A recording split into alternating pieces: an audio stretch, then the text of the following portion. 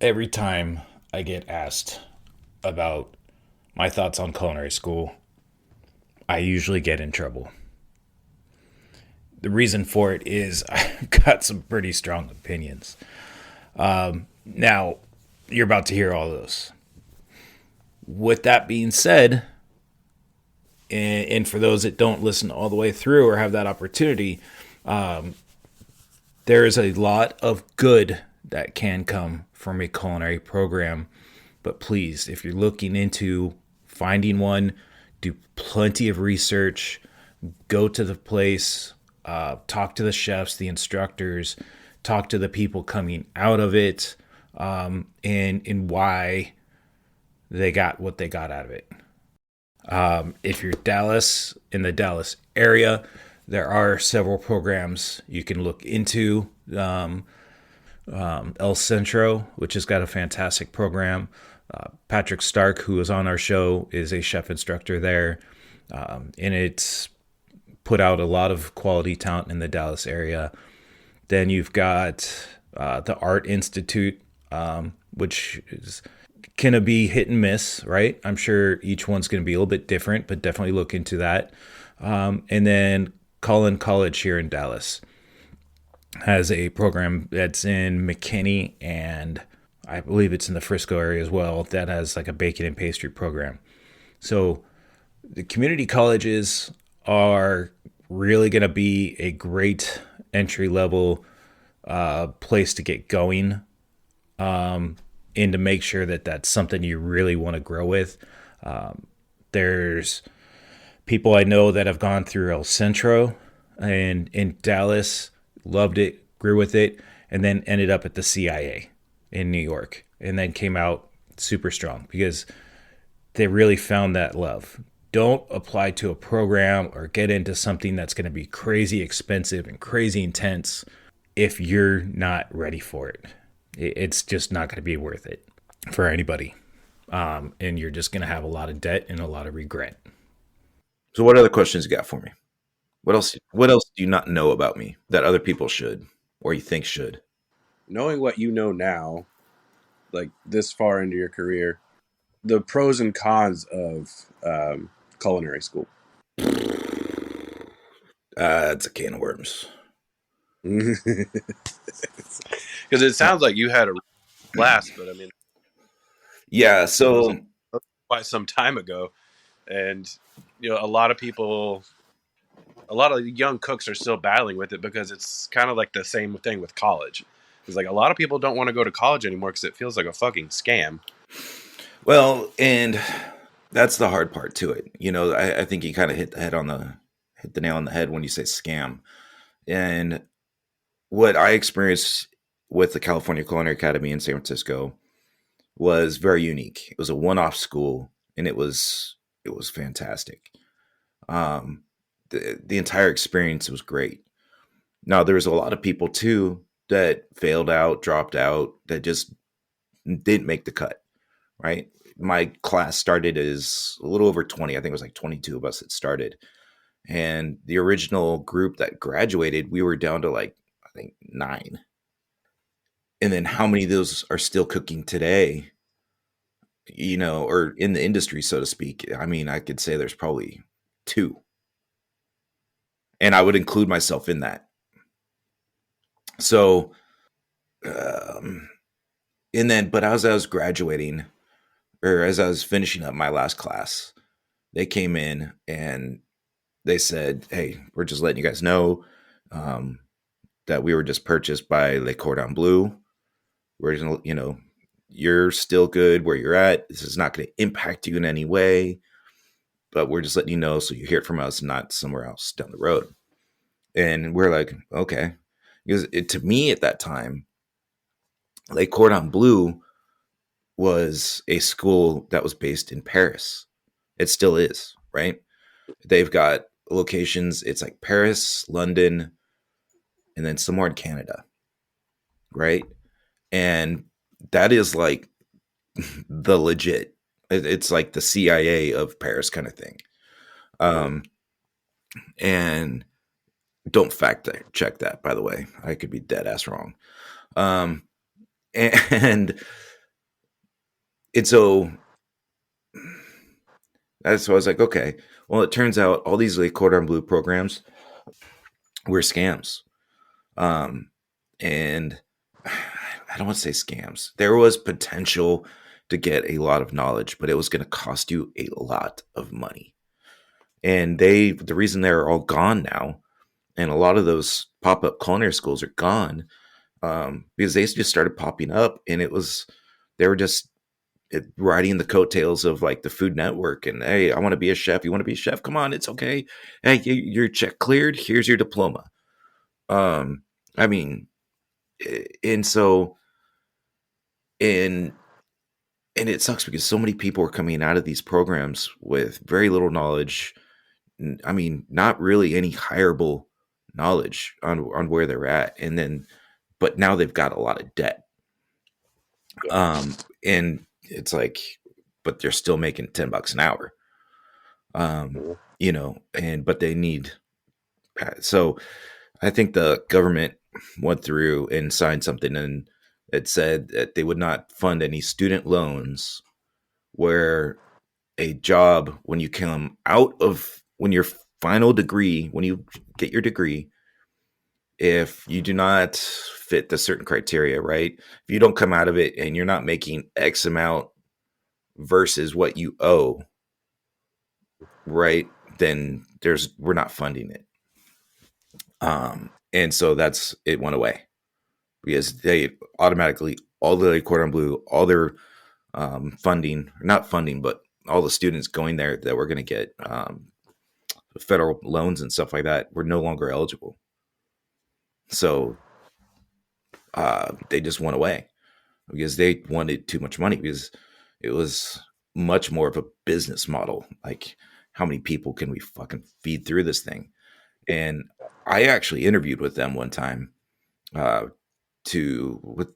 be a chef instructor with them, and I was even posed with the question: how do you feel about passing someone that you don't feel should be, ready to move on to the next class, kind of thing? And I mean, I instantly knew the question. I was just like, Mike, man, how do you answer this? Mike, ethically, I mean, no, they shouldn't pass. But I understand what you're asking. Um, so, but there are good culinary programs out there, right? There are very few of them left. Um, and I think before anyone really just says, I'm going to get into culinary school, the first thing they need to do is go to a restaurant, work in a restaurant, and not just any restaurant. Like, pick it out. Which ones are, I don't want to say cutting edge, but more aggressive in your market, right? And doing things that maybe the general public doesn't necessarily agree with, because that could be a good thing, right? Because it's just not widely accepted yet. And find a chef and work for them. And if you find that you're enjoying it and you really, really enjoy it, and it hits something inside of you just differently, right? Um, and you just don't know why you love it. Um, because we've all been there where it's just after the end of that a great shift, right? Where everything's just we nailed everything, right? It was just like, dude, that was perfect. You're exhausted, you're beat up, you're burned. You might have a cut that's been super glued and then duct taped together, right? But you feel good and you don't know why, right? And so if you can feel that and you really, really want to grow and you feel like you want to be able to reach out, and you're willing to travel, then go to culinary school. Travel, go to culinary school and keep traveling, and grow. Because at that point, it's never stopped learning. Because culinary school really is nothing more than a foundational program, right? They're going to learn a lot of theories. You're going to learn a lot of science. Um, you're going to learn a lot of some history and, some practical stuff. Um, but the culinary school helps you understand food, and in a short period of time just exposes you to a massive amount of cuisines and cultures and different things. So, like I said, it can be a very good thing for the right people. Um, it's definitely not for everybody. Do you have to go to culinary school? No, not at all. There's plenty of people out there that never did that are excelling and doing fantastic. So it's culinary school isn't going to magically make you a chef either. Like it's going to help feed that hunger, right? Will it help you maybe have a foothold over somebody else? Possibly, possibly, but that's only if you allow that. And that's only if you allow that if that other person isn't as aggressive. Because I mean, you can easily go through, read the books that you're reading, and like study. Because even after school, in culinary school, when even as an exec at a restaurant, right? When I was the youngest and before I had marriage and girlfriends or any of that stuff, I mean, I didn't even have friends because after school, after work, I would go home, open a bottle of wine, and I'd start reading books. I had a TV, but I would just actually turn that on just to do some gaming and shit like that. But even then, less and less. And it was a yellow notebook and a book, and I'd read and I'd write down thoughts, and I just had these notebooks everywhere, just filled where I would just see something and it would trigger something, and then it was that what if, what if I applied this to here, and it would just all snowball. But because I did that, now all of a sudden, like man, the chance of me actually taking that into the restaurant too and applying it somehow, um, well, I mean, I did, right? Um, but actually making that dish was pretty low too, because it was all just idea generation. But at that point, it's your mind is that muscle, right? And it's the creativity is a muscle. So you always have to be working it out. And so that's for me, I was constantly reading and trying new things and exploring new things. Um, and that was my life. I did not go outside of work. I didn't go hang out with anybody. I mean, when I moved to Dallas, as an exec, I didn't know anybody here outside of the restaurant. I didn't know a single damn person. So that's all I did. And, but that's how I grew and that's how I learned. Um, but even then, before I was doing that, that's what I did. And it cost me relationships. And honestly, that's fine. I'm not crying over them. I made the right decision for me at that time. You know, you've got to dedicate yourself. And if you can't dedicate yourself to it, then it doesn't matter if you go to school or if you've got a great chef that you're working for. I mean, you have to go home and then be willing to dive into it. Yeah. It definitely becomes like a. I think we talked about this before, or maybe on one of the other podcasts. It's so consuming, like it Yeah. really consumes. You like latch onto it, and it just becomes a part of who you are. Do you think you have to have like some kind of like a, I don't know, like almost like an OCD personality to be a chef?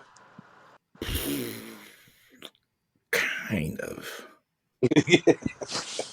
Um, because I mean, I know what you're saying. I don't know if OCD is necessarily the right word, but you've got to be maybe more of an introvert that is borderline psychotic relationship with passion. Well, that works too. Yeah. Because you've got to be so in love with what you do. And I mean, I think that's where is I grew fast in my industry in cooking, right? Um, every restaurant I ended up in or worked in, I was never a line cook for a very long period of time before I was moved into something else, right? More areas of responsibility. And there's reasons for that. One, I pushed for it. I didn't wait until I was there, right? I didn't sit there and say, "Hey, I want to be a sous chef." I just started doing it. I would go in early. I would just not just to get prep done, but I go to chef. I'm like, hey, you need anything? And I wasn't clocking in yet, because I knew when I was clocking in, when I wasn't. But that's how you learn, right? And it's, hey, what can I help you with today? And so I was just a level of hungry that a lot of people don't necessarily have. Some do, and luckily I was in that time and a place in my life where I had nothing else to do but devote myself to it. You know, I allowed myself to be consumed by it, but I fucking loved every minute of it. Like how I mentioned, like the wine, I'd go home, get a bottle of wine, and I would go through cookbooks. I never bought the same bottle of wine. Same thing. It's like, and as I was drinking the wine, I'm like, what would I do with this? How does it taste? Like, and I'm always thinking about it. People always ask, like, well, how do you learn wine? I don't know what's good. I don't know what's not. It's almost like food.